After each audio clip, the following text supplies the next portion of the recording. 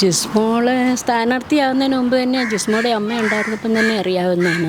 പിന്നെ നല്ല കഴിവായിരുന്നു, നല്ലൊരു സ്മാർട്ടായ ഒരു പെങ്കൊച്ചായിരുന്നു.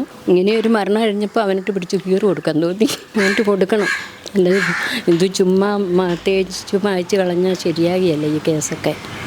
അല്ല ഇനി ഇങ്ങനെ സംഭവിച്ചുകൊണ്ടിരിക്കും വേറുള്ളവർക്കും. അല്ല, ഇങ്ങനെ ഒരു പീഡനം നടന്നതായിട്ട് എവിടെയെങ്കിലും പുള്ളിക്കാരുടെ പ്രകടനത്തിൽ വല്ലതും തോന്നിയിട്ടുണ്ടോ? ചേച്ചിയോട് വർത്തമാനം പറയുമ്പോഴൊക്കെ എന്തെങ്കിലും സംസാരത്തിൽ അങ്ങനെ വന്നിട്ടുണ്ടോ? ഇല്ല, നമ്മളോടൊക്കെ ആണെങ്കിലും നല്ല ചിരിച്ച കൊണ്ട് മാത്രമേ പുള്ളിക്കാരത്ത് സംസാരിച്ചിട്ടുള്ളൂ. ഇലക്ഷനൊക്കെ ആണെങ്കിലും ഞങ്ങളുടെ ശാഖയെ വരികയും എല്ലാവരോടും വർത്തമാനം പറയുകയും നല്ല ഇതിലായിരുന്നു പ്രവർത്തനമൊക്കെ. കല്യാണം ഞാനല്ല പോയ ചേട്ടായി.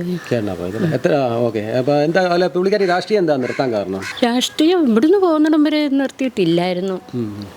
ഇവിടെ മുത്തോലി പ്രസിഡൻ്റായി, പിന്നെ ഇത് 13-ാം വാർഡിൻ്റെ മെമ്പറായിട്ടും പ്രവർത്തിച്ചു. അങ്ങനെ അമ്മ മരിച്ചു കഴിഞ്ഞപ്പോൾ മുതലാണ് പുള്ളിക്കാരത്തി ഇങ്ങനെ പൊതുവായിട്ട് ഇറങ്ങിയത് തന്നെ.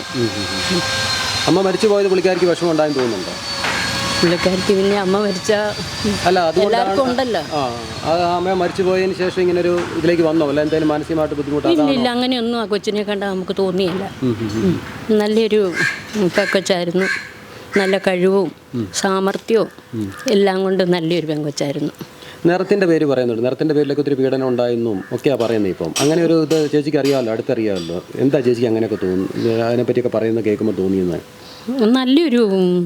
നല്ലൊരു കളറായിരുന്നു, കറുത്താണേലും നല്ല അഴകുള്ള കറുപ്പായിരുന്നു, നല്ല സുന്ദരി കൊച്ചായിരുന്നു. അല്ലാതെ അവർ എന്നാണ് ഇങ്ങനെയൊക്കെ പറയുന്നതെന്ന് നമുക്കറിയത്തില്ലല്ലോ, അവരുടെ വീട്ടുകാരെ.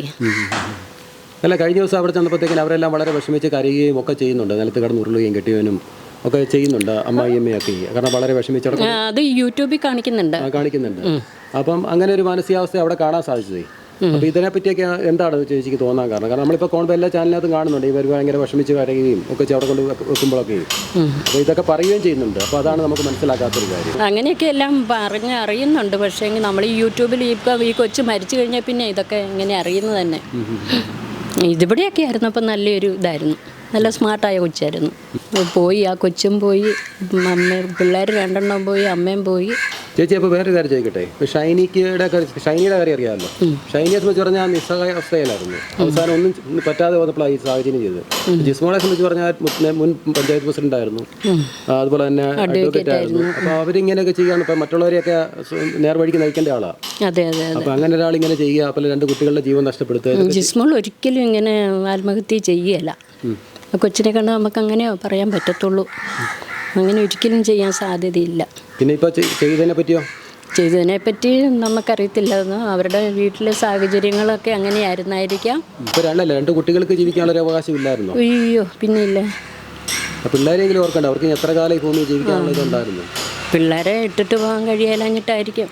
ഇതുപോലെയുള്ള മനുഷ്യരുടെ അടുത്ത് കുഞ്ഞുങ്ങളെ ഇട്ടു പോയാൽ ആര് നോക്കും? അല്ല, അപ്പോൾ ഇവിടെയൊക്കെ എന്ന് പറഞ്ഞാൽ അമ്മയില്ലല്ലോ, അമ്മമാരുണ്ടെങ്കിലല്ലേ ഉള്ളൂ ഇപ്പം മക്കൾക്ക് ഒരു തുണയായിട്ടുള്ളൂ. അല്ല, അപ്പം ഇവിടെ വീട് വെറുതെ കിടക്കുന്നു, വേണമെങ്കിൽ അവിടുന്ന് അവനെ മാറ്റി അവനെ വന്ന് താമസിപ്പിക്കായിരുന്നു. അന്നേരം കുഞ്ഞുങ്ങളുടെ കാര്യം ഓർത്തു. കുഞ്ഞുങ്ങൾ അറിവായിട്ട് വരുമല്ലേ, അവർക്ക് സഹായിക്കാൻ ആങ്ങളുണ്ട്, അപ്പനുണ്ട്, എല്ലാവരും ഉണ്ടല്ലോ. ആങ്ങളെ കെട്ടിയൊക്കെ പോയി, എന്നാലും സപ്പോർട്ട് ചെയ്യാൻ ആളുണ്ടല്ലോ. ഇപ്പം ഷൈനിയുടെ പോലെ അല്ലല്ലോ, ഇവരെല്ലാം ഇപ്പം തന്നെയാണല്ലോ ഇവിടെ പള്ളിയിൽ അടക്കിയില്ലേ. അവിടെ ഷൈനിയുടെ എന്ന് പറഞ്ഞാൽ ഭർത്താവിൻ്റെ പള്ളിയിലാണ് അടക്കിയത്. ഇവിടെ ഇവർ അതിന് മുൻകൈ എടുത്ത് ഇവിടെ കൊണ്ട് അടക്കുകയൊക്കെ ചെയ്തല്ലോ. അപ്പം അങ്ങനെയുള്ള കാരണവന്മാരൊക്കെ ഉള്ള വീടാണ് ജിസ്മോളുടേത്. പിന്നെ പഠിത്തക്കാരിയാണ്, പിന്നെ പഞ്ചായത്ത് പ്രസിഡൻ്റായിട്ട് ഇരുന്നതാണ്, നേതാക്കന്മാരും ഒക്കെ ആയിട്ട് നല്ല ബന്ധമുണ്ട്.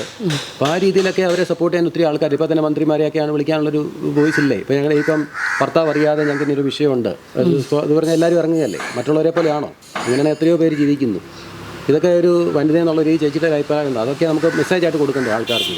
അവൻ തെറ്റുകാരനാണ്, അവൻ ശരിക്ക് അത് കണ്ടുപിടിച്ച് അതിന് വേണ്ട ശിക്ഷ അവന് കൊടുത്തിരിക്കണം. അതാണ് വേണ്ടത്. ഓരോ കുടുംബത്തെയും കാര്യങ്ങളിപ്പോൾ ഒന്നിനൊന്നിനൊന്നിന് ഈ കഞ്ചാവും ഇതെല്ലാം ആയിട്ട് മനുഷ്യർ തന്നെ അങ്ങ് വട്ടുപിടിച്ച് നടക്കുന്ന കാലം അതിന് തക്കതായ ശിക്ഷ കൊടുത്തിരിക്കണം.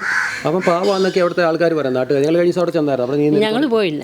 ഞങ്ങളവിടെ പോയായിരുന്നു. അങ്ങനെ കുറച്ച് പേര് പറയുന്നു അവനൊരു പാവത്താനായിരുന്നു, അങ്ങനെ വലിയ ബഹളമൊന്നും ഇല്ലാത്ത ആളെന്നൊക്കെ പറയുന്നു. നമുക്കറിയത്തില്ല വ്യക്തമായിട്ട്, നമുക്ക് അവനെപ്പറ്റി അറിയത്തില്ല. ഇപ്പം ഇങ്ങനെ ഈ കൊച്ചിനെ പറ്റി അറിയാം. ഈ കൊച്ചു നല്ല സ്മാർട്ടായ കൊച്ചാണെന്നും നല്ലപോലെ ജീവിക്കാൻ നല്ല കഴിവുള്ള കൊച്ചാണ്. അതിങ്ങനെ ചെയ്യുമെന്ന് സ്വപ്നത്തിൽ പോലും കരുതിയിരുന്നില്ല.